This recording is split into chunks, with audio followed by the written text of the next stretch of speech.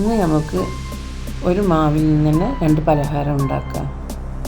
അതിനായി ഉരുളൻകിഴങ്ങ് കഷ്ണാക്കി വേവിച്ചെടുക്കുക. ഇത് വേവുന്ന സമയം കൊണ്ട് നമുക്ക് മുട്ടയിൽ വലിയ ഉള്ളിയും പച്ചമുളകും പാകത്തിന് ഉപ്പും ചേർത്ത് മുട്ട ആമ്പായി കടിച്ച് വെക്കാം.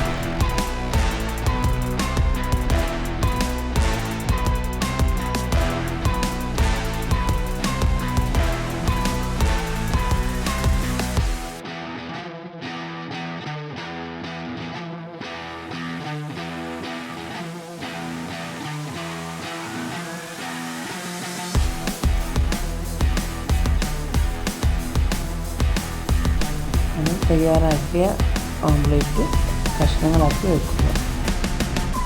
ഇനി മാവ് തയ്യാറാക്കാനായി ഒരു പാത്രത്തിൽ മൈദപ്പൊടി, അതിൽ കടലമാവ്, കറിയിലിടുന്ന മുളകും പൊടി, പാകത്തിന് വെള്ളം, പാകത്തിന് ഉപ്പും ചേർത്ത് കലക്കി നല്ലവണ്ണം പാകാക്കുക.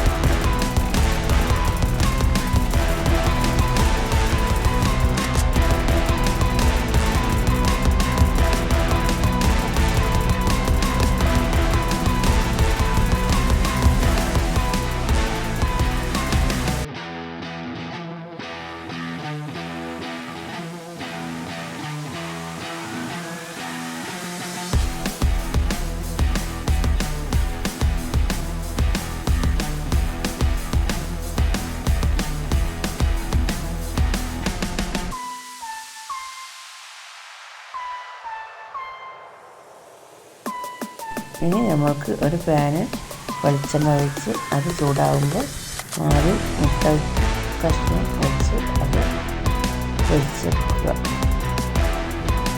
മുട്ട പൊരിച്ചെടുത്തതിന് ശേഷം നമുക്കിനി ഉരുളക്കിഴങ്ങും ഇതേപോലെ പൊരിച്ചെടുക്കാം. ഇപ്പോൾ നമ്മുടെ രുചികരമായ പലഹാരം 2 ഇവിടെ തയ്യാറായി.